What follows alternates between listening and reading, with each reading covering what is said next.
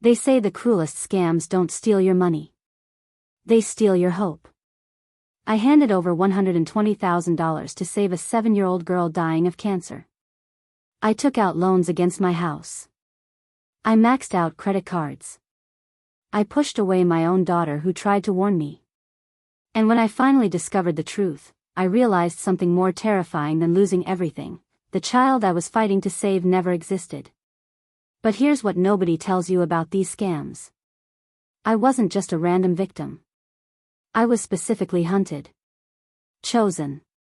Targeted at the exact moment when I was most vulnerable, most lonely, most desperate to matter again. And I wasn't alone. 37 people.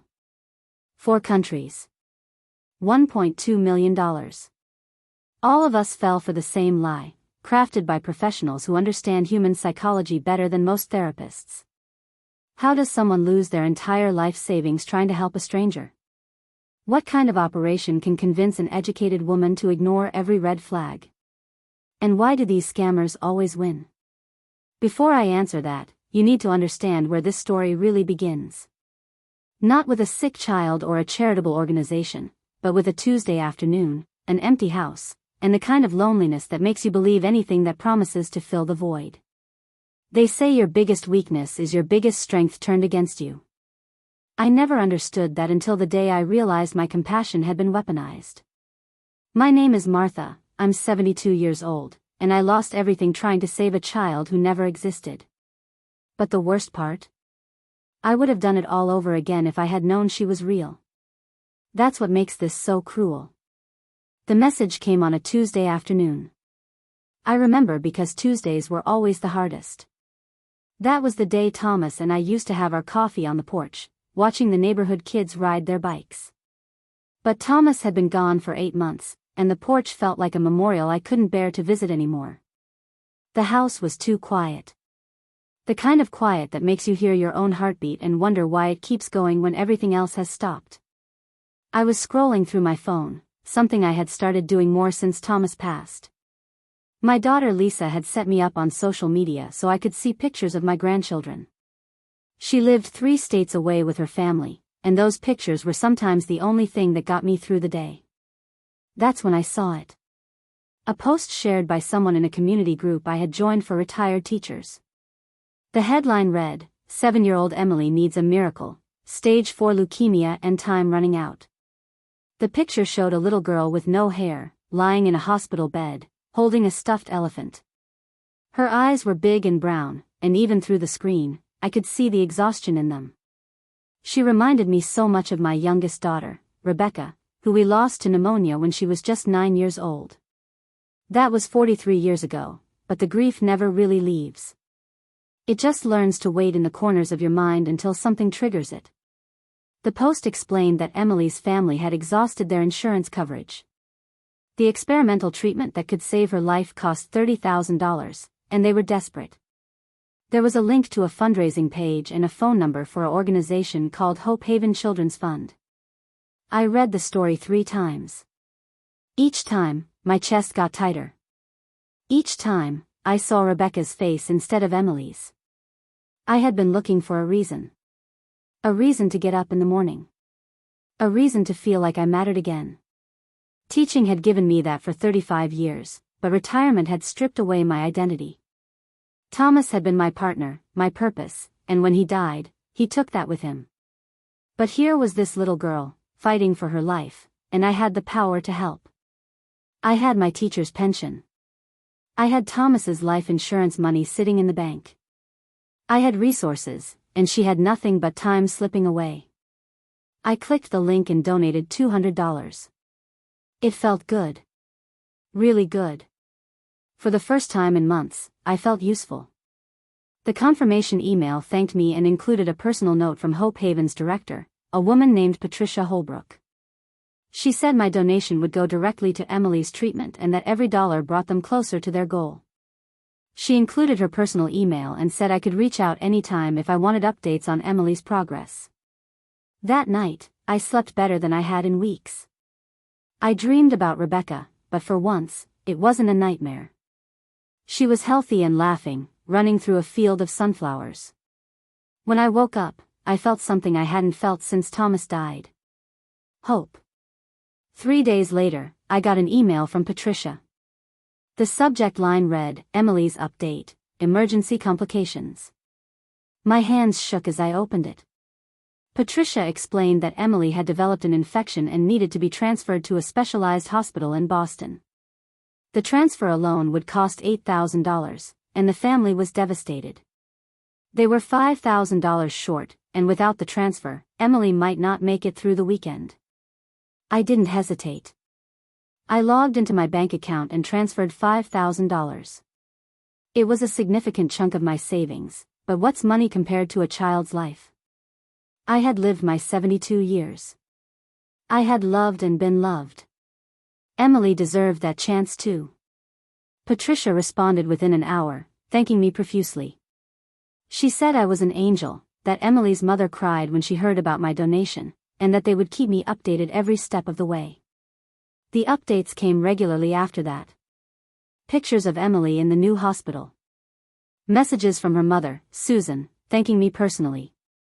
Videos of Emily smiling weakly at the camera, holding the stuffed elephant, whispering, "Thank you."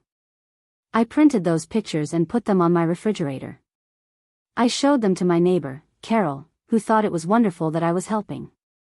I felt alive again. Needed. Important. But then the requests started to multiply. Patricia emailed again 2 weeks later. Emily's treatment was going well, but another child in the program, a 6-year-old boy named Marcus with a rare heart condition, needed urgent surgery. His family had been on the waiting list for months, and a spot had suddenly opened up. They needed $12,000 by the end of the week, or the spot would go to someone else. Would I consider helping Marcus too? I looked at my bank account. The balance had dropped significantly, but I still had Thomas's life insurance money. $28,000 we had set aside for emergencies. What bigger emergency could there be than a child dying? I transferred $10,000. Patricia called me personally that time, her voice choked with emotion. She said I was the most generous person she had ever met, that people like me restored her faith in humanity. If you've never been lonely, truly lonely, you might not understand what those words meant to me. I wasn't just a widow living alone in an empty house anymore. I was a hero. I was saving lives. Every morning, I woke up and checked my email for updates. Every update made me feel like I had a family again, a purpose again, a reason to exist again. Lisa called one evening, video chat with the grandkids. I told her about Emily and Marcus, showed her the pictures on my fridge. She seemed hesitant, asked questions about the organization, wanted to know if I had verified everything. I got defensive. I told her I wasn't senile, that I knew what I was doing, that these were real children with real needs.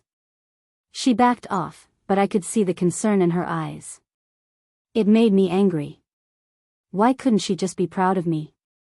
Why did she have to question the one good thing I had found in this dark, empty chapter of my life? If you've ever been manipulated, if you've ever fallen for a lie so carefully constructed that it felt more real than reality, share your story in the comments. You're not alone. None of us are. The calls started coming after that. Patricia introduced me to Susan, Emily's mother, over the phone. Susan's voice was soft and tired, the voice of a woman who had been crying for months. She thanked me over and over, said Emily talked about me every day, called me Miss Martha, the angel. Susan said Emily wanted to meet me when she got better, that she drew pictures for me during her good days. Those conversations became regular. Susan would call once or twice a week, updating me on Emily's progress, sharing small victories and devastating setbacks. I looked forward to those calls more than anything. They made me feel connected, like I was part of something bigger than my own grief. I didn't have Thomas anymore, I barely saw Lisa and the grandkids, but I had Emily. I had this little girl fighting for her life, and I was her lifeline. Then came the message that changed everything. It was a Friday morning when Patricia called, her voice urgent and panicked. Emily had taken a sudden turn for the worse. Her body was rejecting the treatment, and the doctors said there was one last option, an experimental therapy only available through a private clinic in Switzerland. The treatment was expensive, $75,000, but it had a 70% success rate. Without it, Emily had weeks to live. Maybe days. $75,000. I sat at my kitchen table, staring at the phone long after Patricia hung up. I didn't have $75,000. I had maybe $18,000 left in savings, and the rest of Thomas's life insurance was tied up in a CD that wouldn't mature for another year. But there had to be a way. There had to be. I called my bank and asked about taking out a home equity loan. My house was paid off. Thomas had made sure of that before he died. The banker, a young man who sounded barely old enough to shave, explained that I could borrow against the house's value. I could get $60,000 at a reasonable interest rate. It would mean monthly payments, but my pension could cover it. Barely. I thought about it for exactly 10 minutes. Then I signed the papers. Patricia cried when I told her. She said I was performing a miracle, that Emily's family would be forever grateful, that my name would be remembered as the woman who saved Emily's life. I wired the $60,000 that afternoon. I also added another $8,000 from what was left in my savings, bringing my total contribution to $68,000. Patricia said they would make up the difference through other donors. Susan called me that night, sobbing so hard I could barely understand her. She said Emily was flying to Switzerland in 3 days, that the doctors were optimistic, that I had given her daughter a chance at life. Emily got on the phone, her voice small and weak, and said, "I love you, Miss Martha. When I get better, I'm going to come visit you and we can have a tea party." I cried myself to sleep that night, but they were good tears. Tears of purpose. Tears of hope. The updates from Switzerland came through text messages and photos. Emily in the private clinic, smiling despite the tubes and monitors. Emily with the medical team, giving a thumbs up.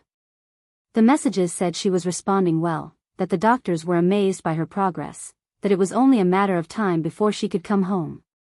I started planning. I bought tea sets from the antique store downtown. I cleaned out the guest bedroom, the one that used to be Rebecca's, and decorated it with stuffed animals and children's books.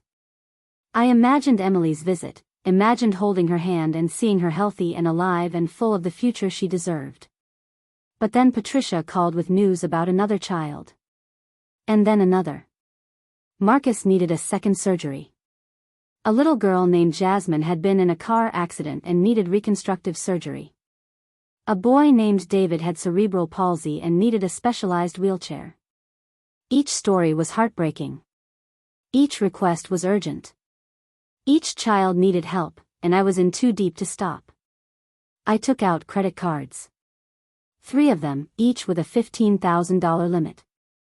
I told myself it was temporary, that once Emily was better and came to visit, I would figure out a way to pay everything back. Maybe I could sell the house and move into something smaller. Maybe Lisa would help. Maybe there would be a way. I maxed out the first card on Marcus's surgery. The second card went to Jasmine's reconstructive procedures. The third card covered David's wheelchair and some experimental therapy for a child named Sophia who had autism and needed intensive treatment. My neighbor Carol stopped coming by. She had asked to see the organization's website, and when I showed her, she pointed out things I had been too blinded to see. Grammatical errors. Stock photos that appeared on other websites. An address that led to a P.O. box. I told her she didn't understand, that she was being cynical, that not everything in the world was a scam. She left without saying goodbye, and I haven't spoken to her since. Lisa stopped calling as much. The last time we spoke, she begged me to stop sending money, said she had looked into Hope Haven Children's Fund and couldn't find any legitimate registration. I hung up on her. I told her she was jealous, that she didn't want me to have a purpose now that Thomas was gone. I said terrible things, things I can never take back. I was alone again, but this time it was different. This time, I had Emily. I had these children who needed me. I had Patricia and Susan and the knowledge that I was making a difference. Even if no one else understood, even if everyone thought I was foolish, I knew the truth.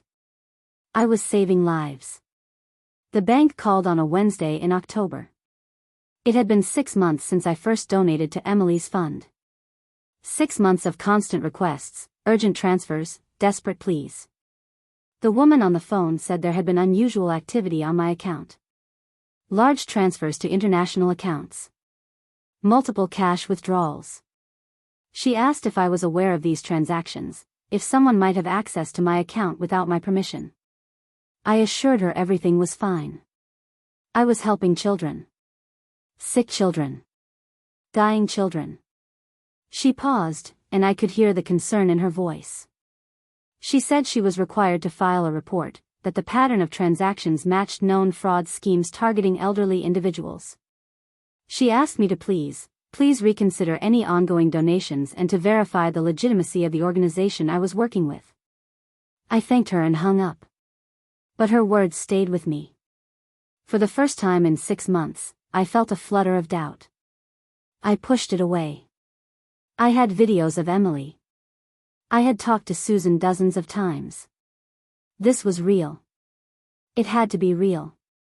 But that night, I couldn't sleep. I got up at 2 in the morning and opened my laptop. I searched for Hope Haven Children's Fund.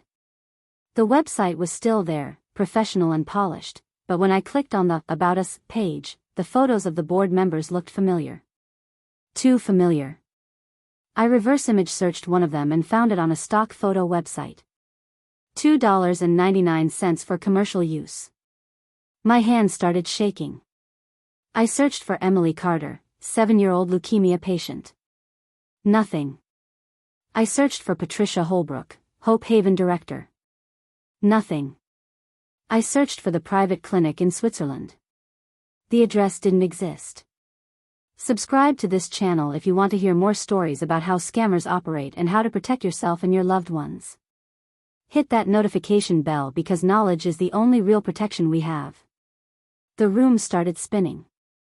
I ran to the bathroom and vomited. When I came back, I opened my email and read through every single message from Patricia. Now, with clear eyes, I could see what I had refused to see before. The language was too perfect, too emotional, too manipulative. The photos were generic. The videos could have been taken from anywhere. I called Susan's number. It rang twice and went to a generic voicemail. I called Patricia's number. Disconnected. I went back to the website and tried to click on the contact form. The entire site was gone. Just vanished. I sat in my living room as the sun came up, surrounded by the pictures I had printed. Emily with her stuffed elephant. Marcus after his successful surgery. Jasmine smiling in her hospital bed. Children who existed somewhere in the world, maybe, but not in the story I had been told. Not in the lives I thought I was saving. I had lost everything. My savings were gone. My home had a $60,000 loan against it. I had $45,000 in credit card debt. My pension barely covered my basic living expenses, and now I had loan payments and credit card minimums that exceeded my income by hundreds of dollars every month. But worse than the money, worse than the debt, worse than the financial devastation, was the shame. The crushing, suffocating shame of knowing I had been so easily fooled. So desperately lonely and purposeless that I had fallen for a lie a child could have seen through. I thought about Thomas. What would he think of me? I thought about Rebecca. Had I dishonored her memory by trying to save a child who wasn't real? I thought about Lisa and how I had pushed her away, accused her of jealousy and cruelty when she was only trying to protect me. I didn't leave the house for 3 days. I didn't eat. I didn't answer the phone. I just sat in the growing darkness and wondered if I could survive this. If I even wanted to. On the 4th day, there was a knock at the door. I ignored it. The knock came again, more insistent. Then I heard Lisa's voice. "Mom, I know you're in there. Please open the door. Please." I opened the door. She took one look at me and burst into tears. She held me while I collapsed in her arms, and for the first time since discovering the truth, I let myself cry. Really cry. The kind of crying that comes from the deepest part of your soul, the part that's been broken so completely you're not sure it can ever be whole again. Lisa stayed for a week. She helped me organize my finances, helped me understand the full extent of the damage. Together, we filed a police report. The detective assigned to my case was kind but honest. He said these scams were increasingly common, that they targeted vulnerable people with surgical precision, that recovery was unlikely. He said I was part of something much bigger. That's when I learned the truth.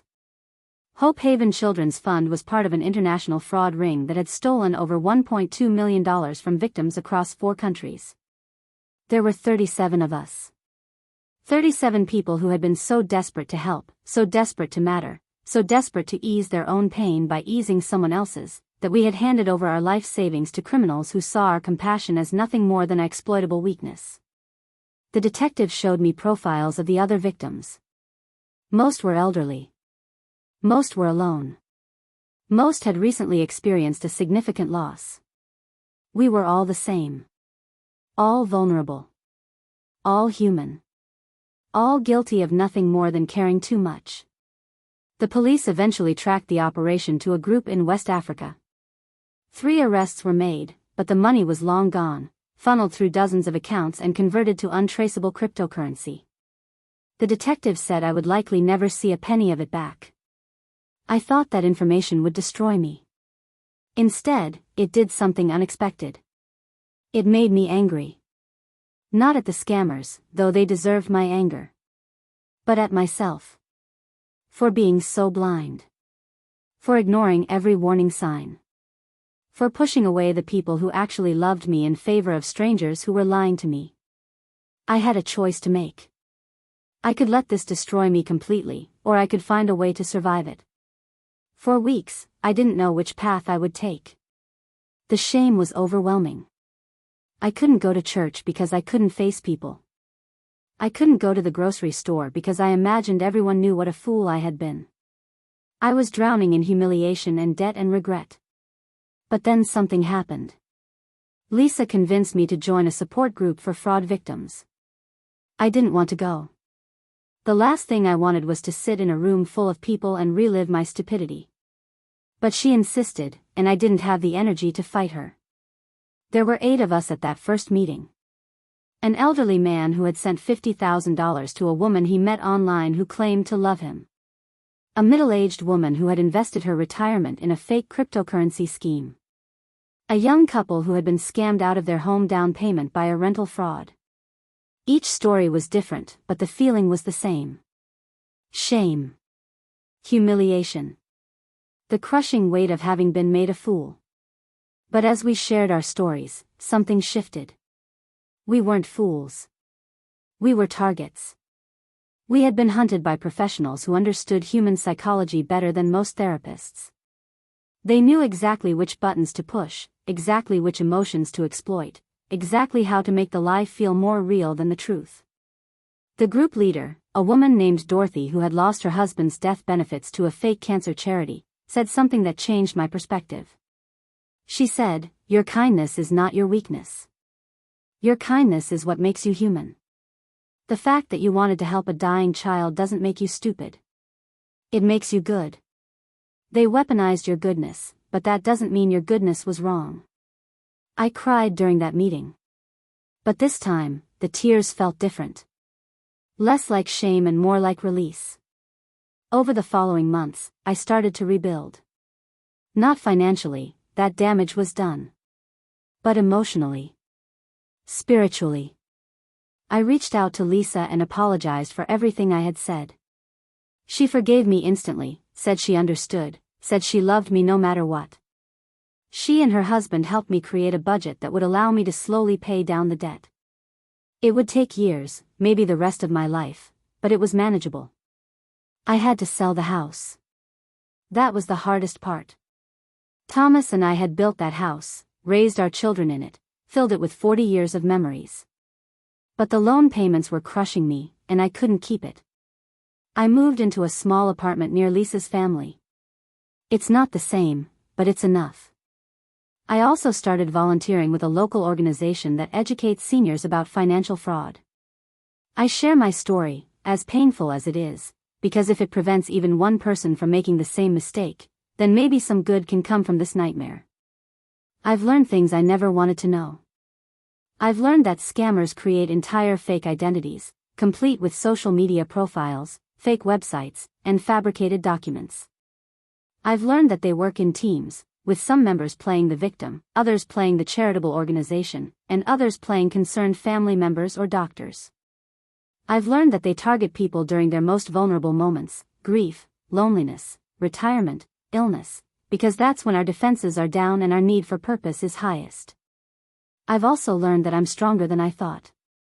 I've learned that shame loses its power when you shine a light on it. I've learned that asking for help isn't weakness, it's survival. And I've learned that my capacity for compassion, the very thing that was exploited, is also the thing that will save me. There are still hard days. Days when I look at my bank statements and feel the weight of what I've lost. Days when I think about Emily, that little girl who never existed, and mourn the connection I thought we had. Days when I wonder if I'll ever fully trust myself again. But there are also good days. Days when I help someone at the senior center understand why that email from a Nigerian prince isn't real. Days when I talk to someone who's being pressured to send money to an online romance and help them see the red flags. Days when I'm reminded that my life still has meaning and purpose, just not the purpose I thought I had found. If you're watching this, if you've made it this far, I want you to know something. If you've been scammed, if you've lost money to fraud, if you've trusted someone who betrayed that trust, you are not alone. You are not stupid. You are not weak. You are human. You wanted to believe in something good, and someone took advantage of that. That's on them, not you. Write in the comments if you've ever experienced something similar. Share your story if you feel comfortable. The more we talk about this, the less power the scammers have. Silence and shame are their greatest weapons. Community and truth are ours. I still think about Emily sometimes. The Emily I imagined. The little girl who loved stuffed elephants and wanted to have a tea party with me. She wasn't real, but my love for her was. My desire to help was real. My need to matter was real. The scammers didn't create those feelings. They just exploited them. I've kept the tea sets I bought. They sit in my small apartment as a reminder. Not a reminder of my foolishness, but a reminder of my humanity. A reminder that caring deeply, even when it hurts, even when it costs you everything, is still better than not caring at all. Thomas used to say that the measure of a person isn't whether they fall, but whether they get back up. I fell. Hard. Farther than I ever thought possible. But I'm getting back up. Slowly. One day at a time. One debt payment at a time. One person warned at a time. The scammers took my money. They took my savings, my security, my home. But they didn't take my compassion. They didn't take my desire to help. They didn't take my humanity. And they didn't take my ability to turn this pain into purpose. I am 72 years old. I am a widow. I am a mother and a grandmother. I am a retired teacher. I am a fraud victim. I am a survivor. I am still here, still fighting, still hoping that my story can make a difference. If you learned something from this video, if it opened your eyes to how sophisticated these scams can be, please subscribe. Share this video with someone you love, especially if they're elderly or recently experienced a loss. The best way to fight these predators is with knowledge and community. And if you're someone who preys on vulnerable people, if you're reading this and thinking about your next target, know this: we're watching. We're learning. We're sharing information. And every person you fail to scam, every person who recognizes your tactics and walks away, is a victory for all of us. My name is Martha. I thought I was helping a sick child. Turns out, I was helping line the pockets of criminals. But I'm still here. I'm still standing. And I'm still fighting. Not for my money back, that's gone. But for the next person who might be targeted. For the next lonely widow who just wants to matter again. For the next person whose compassion is about to be weaponized. Your kindness is not your weakness. Remember that. Protect it. Guard it. But never, ever let anyone make you ashamed of it. Thank you for listening to my story. Thank you for being here. And please, please be careful out there. The world needs your compassion. Just make sure you're giving it to people who deserve it. Stay safe. Stay vigilant. And stay kind. We need more kindness in this world, not less. We just need to be smarter about where we direct it.